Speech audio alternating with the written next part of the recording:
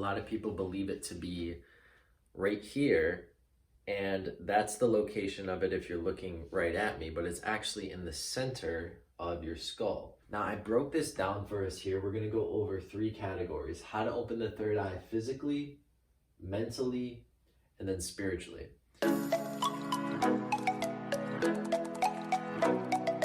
All right, guys, welcome back to my channel. My name's Dan, and in this video, we're going to be going over how to open the third eye. Now, I want to start off by saying the third eye is really the first eye. It's the very first thing that forms physically before our eyes are even formed when we're in the womb. And that's very powerful. The third eye, so it's right here, and it's about right here, and it's directly in the middle of your brain. And this is also referred to as the pineal gland. So I want to also say that the third eye, which is also known as the Ajna chakra, it's the Ajna in human design, is very much synonymous with your intuition. It's also where many mystics and spiritual texts of ages say that the seat of the soul lies in the spine. And I believe that to be true, because if you look at the spine, which is our innate snake, if you will, right? Our spine is very much like a snake. And at the very top of it, which is where we want to ascend the energy up to have a Kundalini awakening, at the very top of it is that gland, that pineal gland. So this is a very powerful conversation.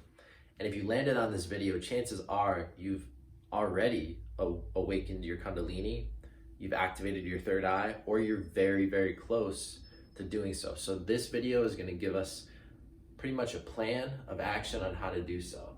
So, how to open the third eye, starting with the physical body. Now, I always say that spirituality begins with the body.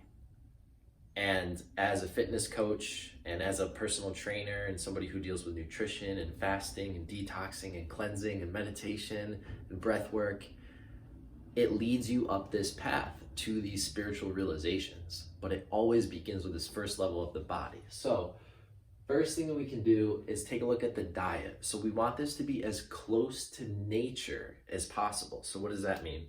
That basically means the least amount of processed ingredients. Like if you could pull the potato or whatever out of the ground and then translate that into food that you eat with the least amount of hands touching it, the least amount of preservatives added to it, packaging, conveyor belts and all this stuff really takes our food away from the true essence of where it should come from, which is a synergy with Earth.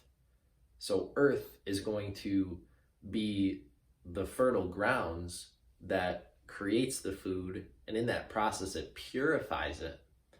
So we are adding so many toxins, pesticides, preservatives to our food, and what happens when we consume that? That stays in our physical vessel for a while. It's very hard to leave, and a lot of people get clogged up with this in their body. And where does it go? It's going to calcify glands. So this leads me to number 2, which also talks about the water. So when we talk about calcification of the glands, or chloride in the water, fluoride, there's chlorine too in some water, unfortunately, some drinking water, but fluoride and calcium get stored. If they're in excess amounts, they get stored in our body. It can get stored in our muscles. It's called fibrosis, where we're just stiff.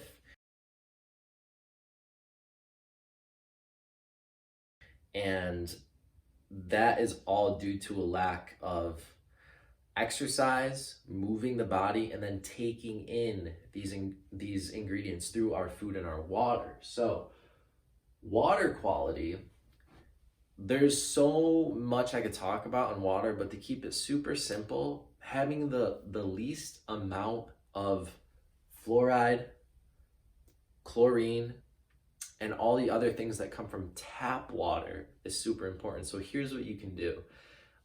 A very actionable, easy way to get great water, actually I'll give you two, is number one, go to findaspring.com. Findaspring.com and go access some spring water. Chances are there's a spring that you can go to and fill up jugs, a gallon or 5-gallon jugs of water, and that's coming directly from the earth. Now, not all springs are created equal. Some springs are better than the others. So if you can't find a spring close by you that's going to have that living natural water, I would recommend Googling reverse osmosis water near me. And then what you're going to find is a water store where you can go, and I recommend getting those big 5-gallon jugs, filling up 1 or 2 or 3 or 4 of those and using that as your drinking and cooking water, because the water is basically going through our system, and if it has a lot of like chemicals or rocks in it, it's basically going to get stored in our body and it's going to calcify glands. The other thing I would also recommend while we're on the topic is, once you've taken care of that, I recommend getting a shower filter, because the tap water that comes from the tap that you drink is also the same water that's being poured on you in the shower, and that's also usually hot water, which opens up the pores. So if you can get a filter for your shower, I would also really recommend that as well. That's going to take care of us on water. The third thing I would recommend, physically speaking, is superfoods. So there's so many out there that are great for opening up the pineal gland, but the few that I have here, and these are the most important ones I would recommend you take a look at. Number one is a substance called shilajit. Shilajit is a resin. It looks like tar, and what it is it's plant matter that has been pressed and compressed in usually like mountainous regions. So it's like found between these big boulders, and it's just sometimes like centuries, from what I hear of how this is cultivated, centuries of plant matter that's been basically crushed and condensed and naturally concentrated. And it has this unique element in there called humic acid and fulvic acid.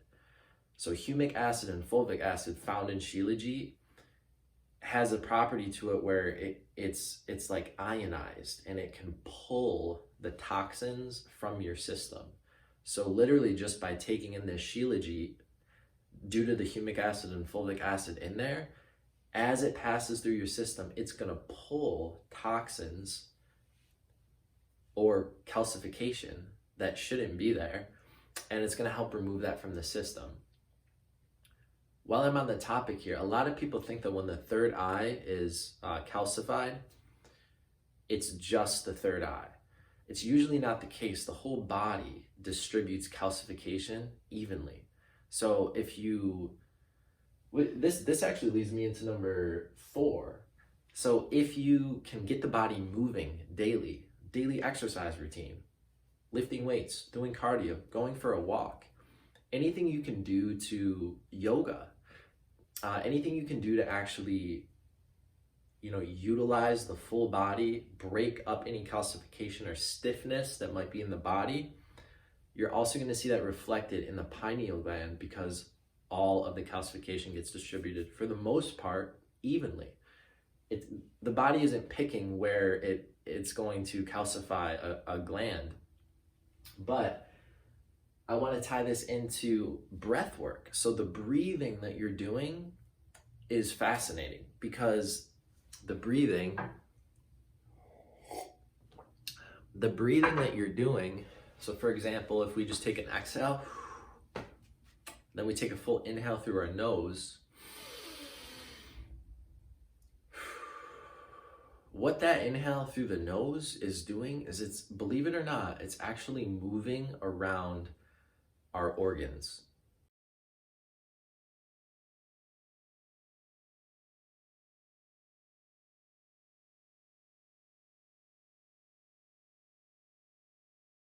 So our organs in our digestive tract, it's mobilizing those.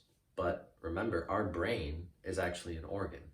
So by taking a deep breath through the nose, you're essentially giving your brain a natural massage. You're working it out. And you can probably agree with me that the natural massage that would be really good for the brain, not harmful at all by any means, but the way the brain should move is in tandem with a full breath in and out. So by practicing conscious breathing through your nose during the day, and then exhaling out your mouth and letting that be the cycle of an inhale through your nose and an exhale through your mouth, that's really going to move your brain in the right way. That's actually physically going to break up any calcification. Just like if you had buildup in your bicep where there was, like hardened calcium or like fibrosis in there, it would be very hard to get a full stretch doing something like this. It would be very tough to do that. It would also be very tough to do a contraction because the muscle is literally stiff because of what's hardening it. So we're doing that for the brain. We're taking a full breath in and letting go. So some of the breath work videos you see on my channel are great for opening up your third eye. And that's just something you could honestly add in without doing much else. And it's going to be so effective because spirituality begins with the body. And we're physically massaging the calcification off of our body. Quick thing on that. When will you know that you've activated your Kundalini? When will you know that your pineal gland is opening up? You will typically know it in the exhale portion of your breath work. So after you've done your rounds of breathing and then you take a full breath in, you take a full breath out, and you're still with no air, you're doing pranayama, breath retention, breath restriction. When you're in that stillness and you feel a shift in your consciousness where you go inward and you notice it, that is where the energy is finally coming up and you're able to activate this Kundalini awakening and this third eye. So that kind of touches on the Joe Dispenza technique, which, by the way, I love Joe Dispenza. I love his work so much, and he's teaching the world such great things, but I find it funny that no one really knows his formula. I've kind of distilled it down into what I was just talking about of we're basically trying to raise the energy, which is naturally housed in our lower two chakras, our lower energy centers, the dantian. We're trying to raise that literally up the spine through the cerebrospinal fluid. So this is the fluid directly in the center of the spine that through this conscious breathing and through really awareness of directing where we want the energy to go in the body, we're able to bring that up. And like the analogy I gave in the beginning of this video, like the snake, I use that often because a snake is pretty much just the spine. And if you look at our spine, it looks like a snake. And at the very top is the pineal. And also there's lots of references to like serpents and, like the medical logo is like the two snakes going up, and originally that had like spiritual implications. So yeah, we're trying to raise this energy up. So the Joe Dispenza technique is one in which when you're doing your breath work, you're actually going to, if you imagine like we'll imagine like a toy snake, because I don't want you to imagine holding a real snake. But if you were to like massage from the bottom of it and like squeeze all the way up it, you would have that energy, that cerebrospinal fluid, more towards the top in like a pressurized portion at the top, and kind of look like a balloon almost at the top. And through contracting the muscles, starting at your root and then guiding the energy upward, that's what we're trying to achieve. That is essentially the physical aspect of Kundalini awakening. And like I said, you will know based on the shift in consciousness. And we're going to get into that a little bit more in the spiritual aspect. So let's move on to the mental ways that we can open the third eye. So the mental aspect of opening up the third eye is really all about monitoring your inputs. Monitoring your inputs. So I'm an empath. I identify with being an empathetic person. Usually empaths and people who are highly intuitive are very synonymous because there's increased sensitivity. So there's increased sensitivity that my physical body has as a receiver of all the information around me. So that might mean I know what somebody's thinking before they even open their mouth. That might mean I know that somebody is, like really angry without even saying anything. Or it could also, you know things. You have these intuitive hunches. And that is just sensitivity in the body, which from a health and fitness standpoint, I refer to that as health. Because when you are fully healthy, for example, in your digestive tract, if you are completely healthy, you've removed all the blockages. A sensitive digestive tract, for example, it might be hard to digest bread, or if you eat, pizza or something like that, you're gonna feel it. So many people are not sensitive, they're not healthy, so they can't feel. So not only is it harder for them to feel what's going on with other people because it's kind of been numbed out, they can't feel intuitively in themselves. It's the same thing. So your ability to increase your intuition is going to mirror your ability to relate with the outer world. So it's all about monitoring your inputs. So a practical example, the music that you were listening to, chances are, unless you're consciously monitoring and limiting and kind of almost like doing a diet of all your inputs, it's very easy to slip up. The music that's on the radio, the mainstream hip hop, for example, it's like not even just the words, but the whole vibration of the sound is like, don't get me wrong, like I love hip hop music, and I guess I've just kind of left it behind because it wasn't really helping like my vibration go up. It was kind of like keeping me stuck at a certain place because it really governs my mind and my thoughts, because the words have very catchy sayings and it'll just get stuck in your head. So for the last about a year or so, I've really been listening to music that has no lyrics. And if it does have lyrics, it's from another language and it's beautiful music. So I take in a lot of instrumental music from all different parts of the world. So that's something that I've done to monitor my inputs. Another input is the diet. We already talked about that. Another input could be the people that you're hanging around. So we're going to get into that a little bit more on the spiritual side of things, but your environment, where you are physically in the world, like your house, where you work, is it primed to open up your third eye, or is it keeping you shut down? So that's just something to ask yourself and be mindful of it. So something that would help is the more that you can create an environment that you're in that mirrors nature, the better. So honestly, the more you can just be out in nature, that's the best way to go.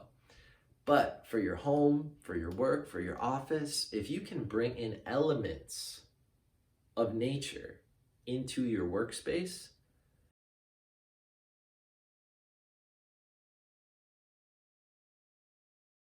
naturally, the third eye wants to be open. It's not natural for the third eye to be closed. It's not natural to be inside all day. You see what I'm saying? You see that correlation? So if you can bring in the elements like lighting a little candle, you're bringing in the element of fire. It's very good for your third eye to look at that and be exposed to that.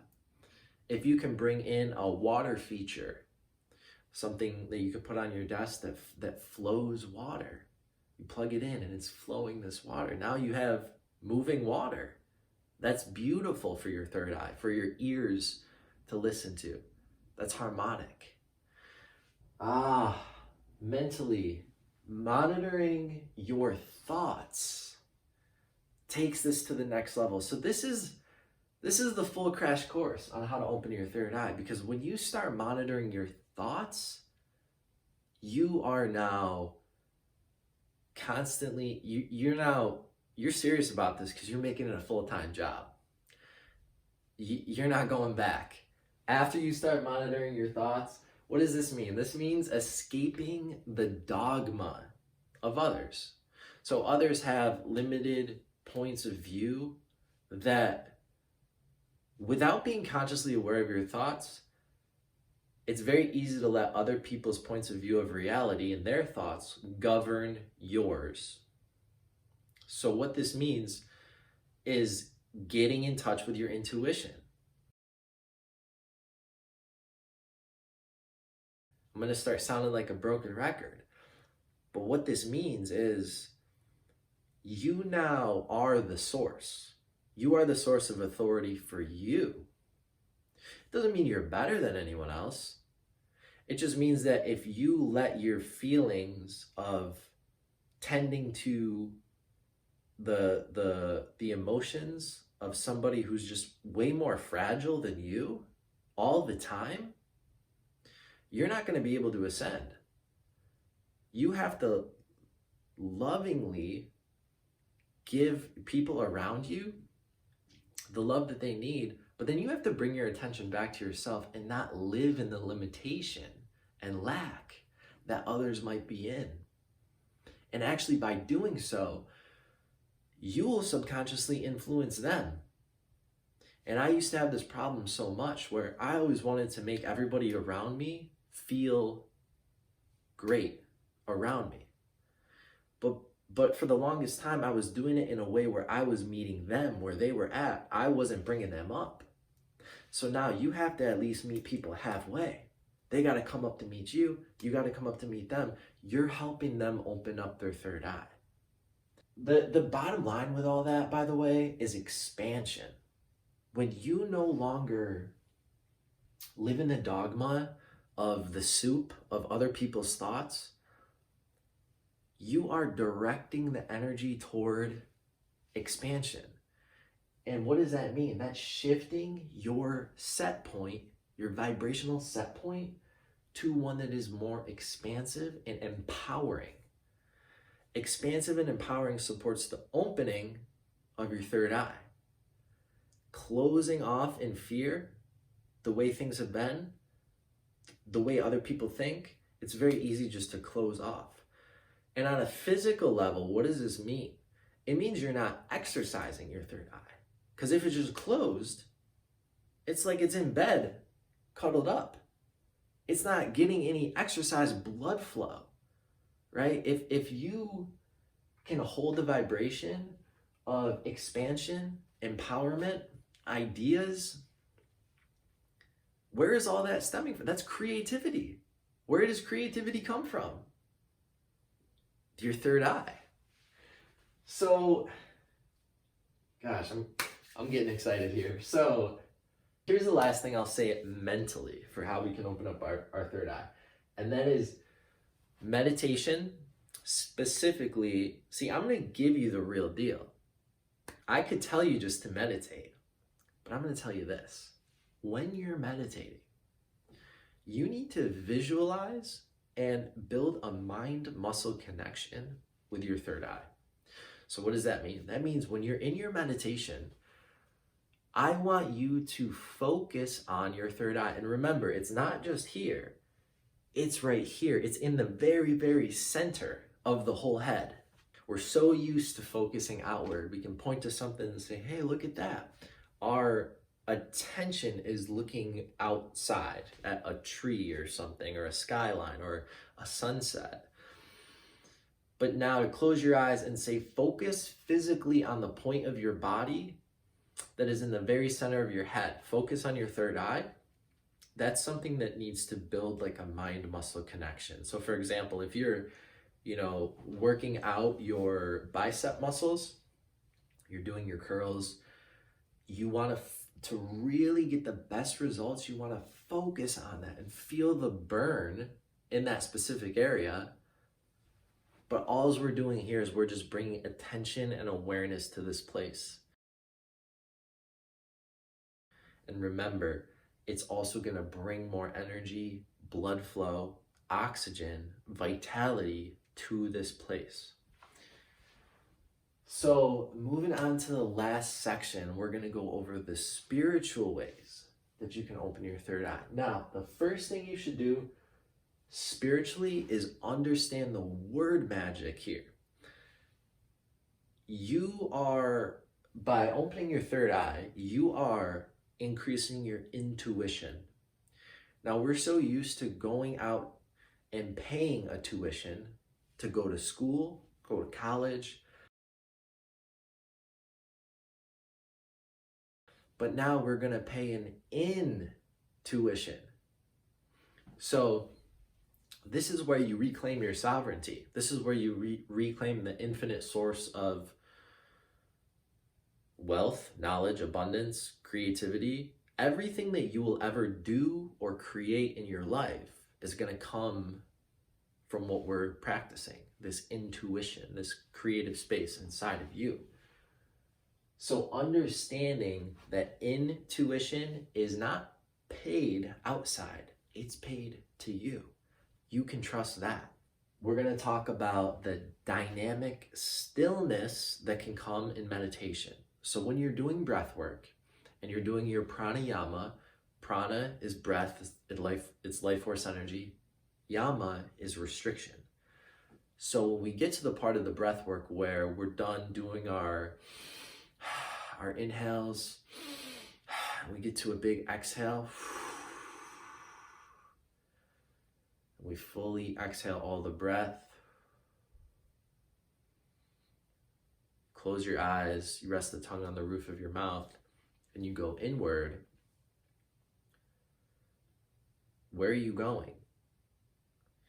And these are the subtleties that a lot of the yogis, the good ones in my opinion, can teach you. And through words, this becomes very difficult, but all we're going to do is we're going to look inward. And once again, it's almost like a paradox because we're so used to looking outward, but we're going to look inward at the third eye during pranayama, the breath restriction, the breath retention. And what that's going to allow us to do is, and by the way, when you get there, you're done looking. Once you're there, this is the art of meditation in my experience. When you get to the inward portion of meditation where you're like, aha, I found it. And it'll be right after that because all dialogue, all mental chatter will cease to exist. When all mental chatter ceases to exist and you found the very center point, you're living in the energy, being up in the pineal gland, be done trying. So you don't need to direct yourself anymore. Try to rest in that dynamic stillness as much as possible. That will be how you're cultivating intuition. And now here's the interesting part about that. The shifts in our life happen here. And this is important because the outer world is a reflection of our inner world. And while the outer world can have an effect on us, obviously through experience, good, bad, and indifferent trauma, it shapes our life. So when we can access this place, this is also a shift that can occur within us that's going to be able to affect our outer world. It's going to change our set point. It's going to change our identity. And it's almost like what came first, the chicken or the egg. You know, what changes us more, the outer experience coming in or the inner experience when we're in our meditation and that changes our outer world? Well, I have stories that I can tell you that both clearly influence. So it's a lot easier to let life just happen to you, but you guys are here for the reason of creating an internal shift so that you can change the way the outer world looks to you. It's still gonna happen both ways, but let's build up the capacity to be able to do it from the inside out.